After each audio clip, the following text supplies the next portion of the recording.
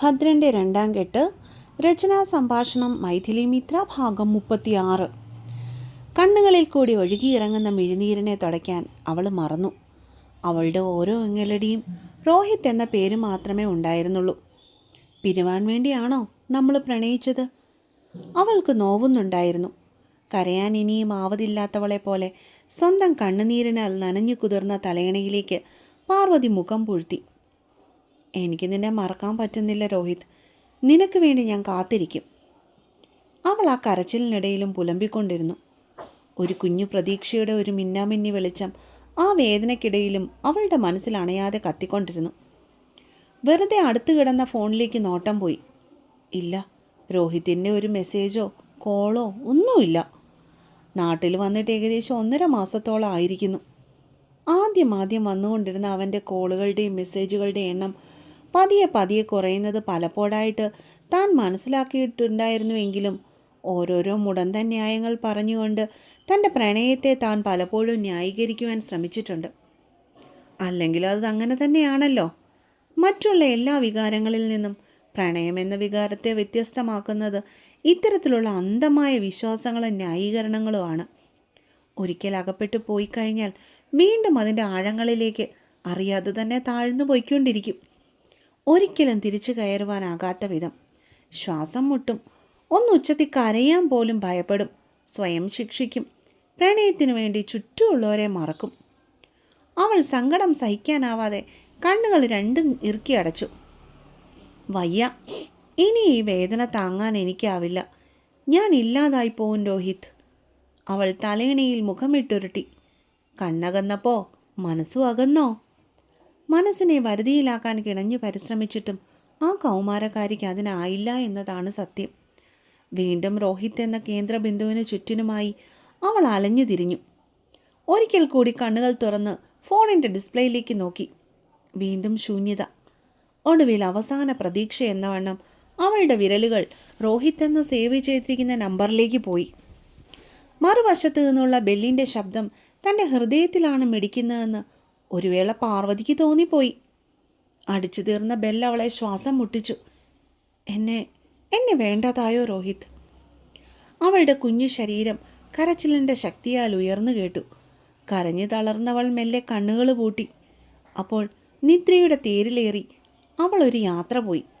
കാവും കുളവും ഒരിക്കൽ പോലും പോവാത്ത കണിയാമംഗലം ഗ്രാമത്തിൻ്റെ മഹാദേവൻ്റെ ക്ഷേത്രവും അവളുടെ സ്വപ്നത്തിലെ വിരുന്നുകാരായി.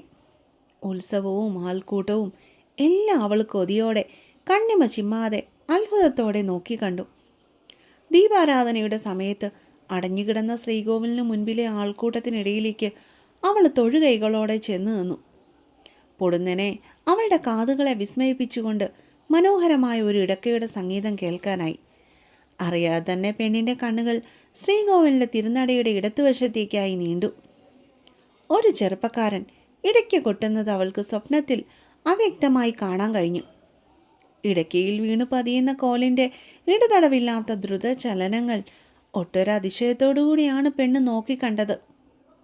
ആ നാദത്തിൻ്റെ ലഹരിയിൽ സർവ്വതം മതിമറന്ന് നിന്നവൾ. ലോകം പോലും നിശ്ചലമായി പോയൊരവസ്ഥ.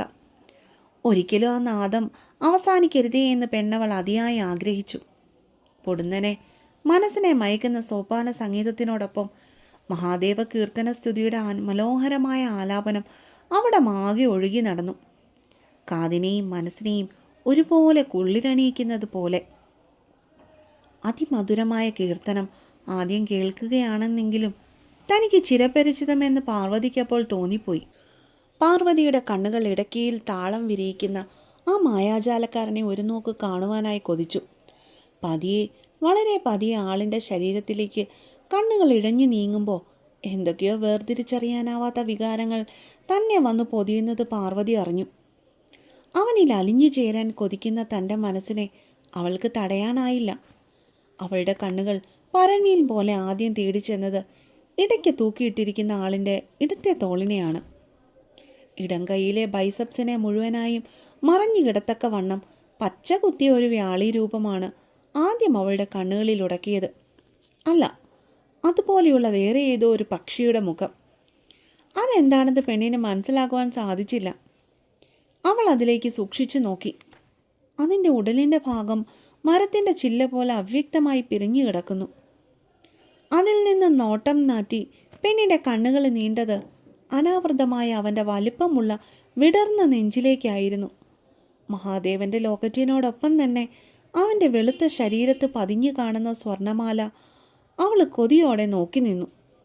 എന്നാൽ പാർവതിയെ ഏറ്റവും അതിശയപ്പെടുത്തിയത് മറ്റൊന്നായിരുന്നു. താൻ പതിവായി സ്വപ്നത്തിൽ കാണുന്ന സ്വർണം കെട്ടിച്ച രുദ്രാക്ഷമാല ആളിൻ്റെ നെഞ്ചിൽ അവൻ്റെ കൊട്ടിനോടൊപ്പം ആടി ഉലയുന്നത്. പാർവതി തൻ്റെ കണ്ണുകളെ വിശ്വസിക്കാനാവാതെ സ്വയം മറന്ന് നിന്നുപോയി.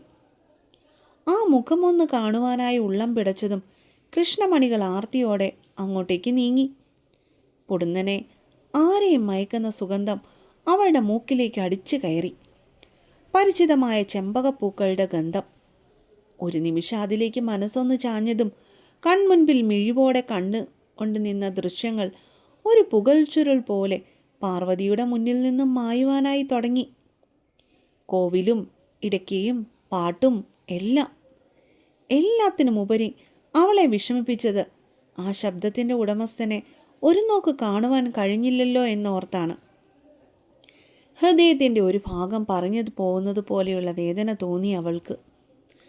അവനായി കണ്ണുകൾ തുടിച്ചു. ആ ശബ്ദത്തിനായി ഹൃദയം മുറവിളി കൂട്ടി. പൊടുന്നനെ അവൾ ഉറക്കത്തിൽ നിന്ന് ഞെട്ടി എഴുന്നേറ്റു. ഉച്ചത്തിൽ മിടിക്കുന്ന നെഞ്ചിന് മുകളിൽ പാർവതി വലം കൈപ്പത്തി ചേർത്ത് വെച്ചു. ചെന്നിയിൽ കൂടി ഒഴുകിയിറങ്ങുന്ന വിയർപ്പിനെ തുളച്ചു കളയുവാൻ മറന്നു പെണ്ണ്. വീണ്ടും 2 നിമിഷങ്ങൾ കൂടി വേണ്ടി വന്നു അവൾക്ക് സ്ഥലകാലബോധം വരാൻ വേണ്ടി. അത്രയും നേരം കണ്ടത് സ്വപ്നമാണെന്ന് വിശ്വസിക്കുവാൻ പാർവതിക്കായില്ല. അത് യാഥാർത്ഥ്യമാവണേ എന്ന് അറിയാതെ തന്നെ അവൾ ഈശ്വരനോട് ആ നിമിഷം പ്രാർത്ഥിച്ചു പോയി. അപ്പോഴും കുറച്ചു മുൻപ് കേട്ട സോപാന സംഗീതം അത്രയും വ്യക്തതയോടെ അവളുടെ ചുണ്ടുകളിൽ തത്തിക്കളിച്ചു. ആരോ പാടിപ്പഠിപ്പിച്ചതുപോലെ. എന്തിനോ വേണ്ടി പെണ്ണിൻ്റെ കണ്ണുകൾ നിറഞ്ഞു തൂവി. ആ സമയം രോഹിത്തിനെക്കുറിച്ചുള്ള ചിന്തകൾ അവളുടെ മനസ്സിനെ തെല്ലു അലട്ടിയിട്ടില്ല എന്നുള്ളതായിരുന്നു സത്യം. ഇതെന്താ പാർവേ, നിന്റെ മുഖമൊക്കെ വിങ്ങിയിരിക്കുന്നത്? രാത്രി ഉറങ്ങിയില്ലേ? രാവിലെ കോളേജിലേക്ക് പോകുവാനായി ഒരുങ്ങിയിറങ്ങിയവളോട് ഒട്ടനാദിയോടെ നാരായണി ചോദിച്ചു. ചെറിയൊരു തലവേദന, അതുകൊണ്ട് ഇന്ന് നേരത്തെ എഴുന്നേറ്റു. തൻ്റെ മുഖത്തെ പതറിച്ച മറച്ചു വെച്ചുകൊണ്ട് അവൾ പുഞ്ചിരിയോടെ അവരെ നോക്കി. അയ്യോ, എന്നിട്ടെന്തേ ഇത്രയും നേരമായിട്ടും പറഞ്ഞില്ല? വയ്യായിരുന്നെങ്കിൽ ഒന്ന് വിളിച്ചു വരായിരുന്നോ കുട്ടി? അവരടുത്ത് ചെന്ന് അവളുടെ നെറുകയിൽ കൈവള വെച്ച് നോക്കി. പനിയൊന്നും ഇല്ലല്ലോ? ഇല്ലെന്നേ, കുറച്ചു നേരം കൂടുതലിരുന്ന് പഠിച്ചായിരുന്നു, അതുകൊണ്ടാ. തൻ്റെ മനസ്സിലുള്ള കാര്യങ്ങൾ ഇനി അവിടെ തുടർന്നാൽ പറഞ്ഞു പോകുമോ എന്നുള്ള പേടി കാരണം അവൾ നാരായണിയുടെ കവിളിൽ ഒരു ഉമ്മയും കൊടുത്ത് വേഗം ഹാളിൽ നിന്നും പുറത്തേക്കിറങ്ങി. ഇറങ്ങാറായോ നീ? ഭദ്രൻ ഇതുവരെ എത്തിയില്ലല്ലോ. പാർവതിയെ കണ്ടയുടനെ ഉമ്മറത്തെ ചാരുകസേരയിൽ പത്രവും വായിച്ചു കൊണ്ടിരുന്ന കൃഷ്ണൻ പടിപ്പുരവാതിലിൽ കൂടി റോഡിലേക്ക് നോട്ടം വായിച്ചു. ആയി. അത്രയും പറഞ്ഞിട്ട് അവളും അയാളുടെ കണ്ണുകൾ പോയ വഴിയിലേക്ക് മിഴികൾ നീക്കി. അങ്ങനെ താമസിക്കുന്ന ആളല്ലല്ലോ അവൻ. എന്തു പറ്റിയോ ആവോ? കുറച്ചു നേരം കഴിഞ്ഞിട്ടും ഭദ്രനെ കാണാത്തതിനാൽ കൃഷ്ണൻ നായർ ഒട്ടൊരാശങ്കയോടെ പെറുപിറുത്തു. നാരായണി, ഭദ്രനെ ഒന്ന് വിളിച്ചു നോക്കിക്കേ നീ. അവൻ എത്താനുള്ള സമയം കഴിഞ്ഞിരിക്കുന്നു. അകത്തേക്ക് ചെരിഞ്ഞുകൊണ്ട് ഉച്ചത്തിൽ പറഞ്ഞുവെങ്കിലും അയാളുടെ കണ്ണുകൾ റോഡിലേക്ക് തന്നെയായിരുന്നു. പറഞ്ഞു നാവെടുത്തതും പടിപ്പുരയ്ക്ക് മുൻപിൽ ഒരു ബൈക്ക് വന്ന് നിൽക്കുന്നത് അയാൾ കണ്ടു. കാർ എവിടെ പോയി? കയ്യിലിരുന്ന പത്രം സോപാനപ്പടിയിലേക്ക് അയാൾ ഉടുത്തിരിക്കുന്ന മുണ്ടും മടക്കി കുത്തിക്കൊണ്ട് മുറ്റത്തേക്കിറങ്ങി. പിന്നിലായി തന്നെ പാർവതിയും നടന്നു. കാറിനെന്തോ കംപ്ലൈൻ്റ് ഉണ്ട്, അത് സ്റ്റാർട്ടാവുന്നില്ല. വണ്ടി ഒന്ന് ഓഫാക്കിയിട്ട് റോഡിലേക്ക് വലങ്കാല് കുത്തി നിന്നുകൊണ്ട് ഭദ്രൻ പറഞ്ഞു. അതാ ഞാനും ഇത്രയും നേരം ആലോചിച്ചേ. നിന്നെ വിളിക്കാൻ നാരായണയോട് ഇപ്പം ഞാൻ പറഞ്ഞതേയുള്ളൂ. പടിപ്പുരയുടെ വാതിൽക്കൽ നിന്നുകൊണ്ട് തന്നെ കൃഷ്ണൻ നായർ മറുപടി നൽകി. എന്നാ പിന്നെ താമസിക്കണ്ട, മോളെയും കൊണ്ട് വേഗം പൊയ്ക്കോളൂ. പുറകിൽ നിന്ന പാർവതിയെ കയ്യിൽ പിടിച്ച് പതിയെ മുൻപിലേക്ക് നിർത്തിക്കൊണ്ട് പറഞ്ഞതും ഇരുവരും ഒരുപോലെ ഞെട്ടിയിരുന്നു. അതല്ല മാമേ, അത് പിന്നെ ബൈക്കിൽ പാർവതി എൻ്റെ കൂടെ. പാറുവിനെ പിന്നിലിരുത്തിക്കൊണ്ട് പോകുവാനുള്ള താല്പര്യമില്ലായ്മ അവൻ്റെ സംസാരത്തിൽ തെളിഞ്ഞു കത്തി. അതൊന്നും സാരയില്ല ഭദ്ര, നീ ഇവളെ കൂട്ടിക്കൊണ്ടു പോയിക്കോ. അതുമല്ല, ഇവിടുത്തെ ഡ്രൈവർ എത്തിയിട്ടുമില്ല. അയാൾ ഒരു ഊന്നലോടെ പറഞ്ഞതും അവൻ്റെ വായടഞ്ഞുപോയി.